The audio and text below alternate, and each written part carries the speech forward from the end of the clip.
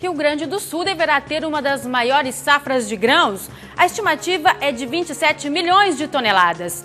Veja também como serão as eleições em Novo Hamburgo. Partidos definem os candidatos e os eleitores voltam às urnas dia 3 de março para eleger o prefeito. Ainda, em um ano, cresce quase 150% o número de assaltos a postos de gasolina em Porto Alegre. A maior preocupação dos proprietários de postos de combustíveis e clientes é com a falta de efetivo policial, principalmente durante a madrugada.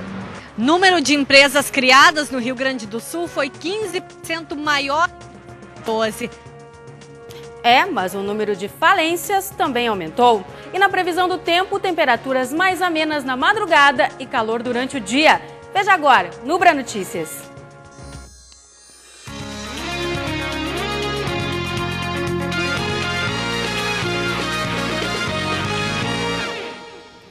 Boa noite. O estado deverá ter a segunda melhor safra da história, com uma produção estimada em 27 milhões de toneladas de grãos. O recorde foi no período de 2010 e 2011, quando chegou a 28,8 milhões de toneladas. É o que indica o quarto levantamento da Companhia Nacional de Abastecimento, a CONAB, divulgado nesta quarta-feira. Das principais culturas do estado, a soja pode ter a maior produção já registrada, ultrapassando 12 milhões de toneladas. A área de plantio e a previsão de colheita do arroz também aumentaram. Já o milho teve redução de quase 1 milhão de toneladas em relação ao levantamento anterior. Segundo a Superintendência Estadual da CONAB, o motivo foi a irregularidade de chuvas na região noroeste. A abertura de novas empresas cresceu 15% no Rio Grande do Sul em 2012, mas o número de falências também aumentou e, na maioria dos casos, está relacionado à falta de planejamento do empreendedor. Foi a partir de um sonho que Sandro decidiu montar o salão de beleza em Eldorado do Sul. Trabalhando há 14 anos, ele resolveu procurar ajuda para aprimorar a gestão e, claro, aumentar os lucros. A gente pensa que a gente sabe como administrar uma empresa, mas quando a gente começa a fazer, a gente percebe que a gestão é completamente outra coisa. Então, quando tu tem domínio sobre os teus números, sobre o que tu fatura, sobre o que tu trabalha, como tu trabalha, então isso melhorou muito a empresa, no caso. Os salões de beleza acompanhados do setor de venda de roupas foram os que mais se legalizaram por iniciativa de empreendedores individuais. Em 2012, 92 mil empresas foram criadas no Rio Grande do Sul, um aumento de 15%. Mas o número de falências também cresceu. Só no ano passado, 90 estabelecimentos fecharam as portas. De acordo com a Junta Comercial, responsável pelo registro de novas empresas, em todas as modalidades de negócio, 24 mil fecharam as portas. As pilhas de documentos para dar baixa comprovam isso. Mesmo assim, centenas de pessoas buscam o credenciamento todos os dias. No caso do empreendedor individual, a empresa pode ser constituída via site gratuitamente. Facilidade que não tem depois para quem desiste. É exigido, para baixa, além do documento de baixa, é exigido ainda a certidão negativa da Receita Federal, da Previdência Social, do Fundo de Garantia e do Ministério do Trabalho, para ver se não tem pendências trabalhistas. Justamente para que esse tipo de problema não aconteça, o Sebrae oferece qualificação gratuita aos novos empresários. O foco está em aprender a planejar o espaço, o tempo e o capital disponível.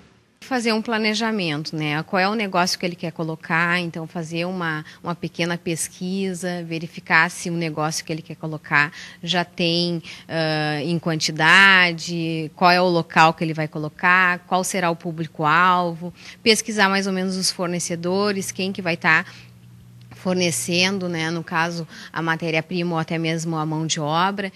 Sandro nem pensa em parar. Pelo contrário, os planos são de aprender e expandir. Bastante trabalho, isso é que a gente espera. As indústrias de calçados do Rio Grande do Sul vão receber um incentivo fiscal do governo do estado. A redução de 2% no ICMS foi anunciada pelo governador em exercício, Beto Grill, em cerimônia no Palácio Piratini. O benefício vale entre fevereiro e maio deste ano para vendas para fora do estado. O objetivo da medida é garantir maior competitividade ao setor, que acumulou perdas nos últimos anos. Começou hoje o bloqueio em um trecho da rua Anita Garibaldi, na zona norte da capital. No local vai ser construída uma passagem de nível com a Avenida Carlos Gomes. A obra deve durar 1 ano e faz parte do cronograma para a Copa do Mundo de 2014. Para os motoristas que trafegam no sentido bairro-centro, o desvio é feito pela Avenida Pedro Chaves Barcelos, seguindo pela Furriel Luiz Antônio de Vargas, que passa a ter sentido único em direção à terceira perimetral. A Avenida Carlos Gomes não vai ter alterações no trânsito. De acordo com a EPTC, 70 mil veículos circulam por dia no trecho. Os desvios nas linhas de ônibus que passam pela região podem ser conferidos pela internet. Os assaltos a postos de combustíveis em Porto Alegre aumentaram quase 150% em 2012. Os proprietários reclamam da falta de segurança e a polícia da falta de efetivo. 216 assaltos a postos de combustíveis ocorreram no ano passado em Porto Alegre, segundo o levantamento da Polícia Civil. Um aumento de quase 150% em relação a 2011, quando foram registradas 87 ocorrências. Segundo o Sindicato do Comércio Varejista de Combustíveis, é o pior cenário nos últimos 10 anos. O presidente classifica a situação como alarmante. Por isso, resolveu tornar mais frequente os contatos com o comando da Brigada Militar. Nós levamos lá o tipo de assalto, a condução que ele usa, o horário que ele usa, o armamento que ele usa e damos todos os dados para a polícia, um relatório feito para a polícia providenciar no policiamento ostensivo. Tem gente já, empregados, principalmente de loja de conveniência, que perde demissão e o recrutamento nós temos tido dificuldade. Segundo a Polícia Civil, os assaltantes geralmente agem de moto e a fuga se torna facilitada, já que a maioria deste tipo de estabelecimento não conta com seguranças. Vulnerabilidade que faz aumentar a ação dos bandidos. Há 4 anos como gerente, este funcionário preferiu não se identificar e disse que já foi assaltado 6 vezes. Eles vêm em carro, né? Descem aqui como se fosse um cliente e acabam fazendo assalto. Muitas vezes a gente nem vê. Quem vê é 2, 3 colegas. Com certeza a gente fica com medo, né? A gente precisa trabalhar, a gente sabe, só que ultimamente a gente fica com bastante medo.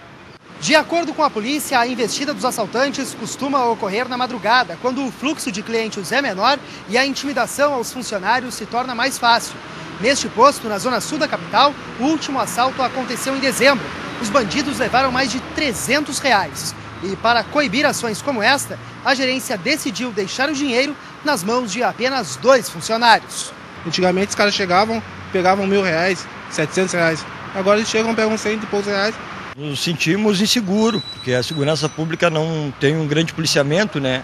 Então a gente se sente seguro com essa onda grande, crescente que está dentro de assalto em postos de gasolina. Gabriel nunca presenciou um assalto, mas não esconde a preocupação. Tem muito pouca segurança pública, não é eficiente. E não só em posto de gasolina, mas em qualquer lugar que se vá, a gente anda com medo. Sinaleira, shopping, na rua, enfim. Tu pode ser assaltado a qualquer momento, né? E o problema não é só tu ser assaltado, porque tem seguro.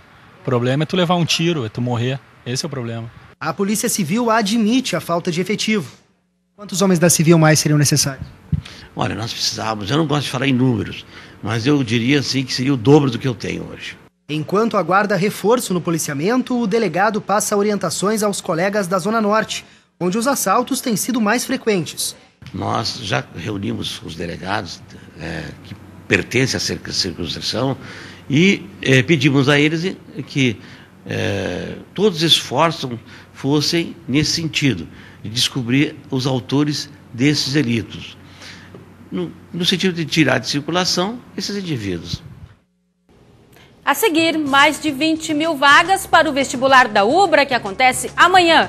E madrugada mais fria, tempo seco e ensolarado no estado. Detalhes na previsão, até já! Terminam amanhã as inscrições para o curso técnico em enfermagem gratuito para moradores das áreas da Restinga e extremo sul de Porto Alegre. Com duração de 18 meses, o curso inclui atividades teóricas e práticas, além de estágio no Hospital Moinhos de Vento. Os candidatos devem ter no mínimo 18 anos e ensino médio completo.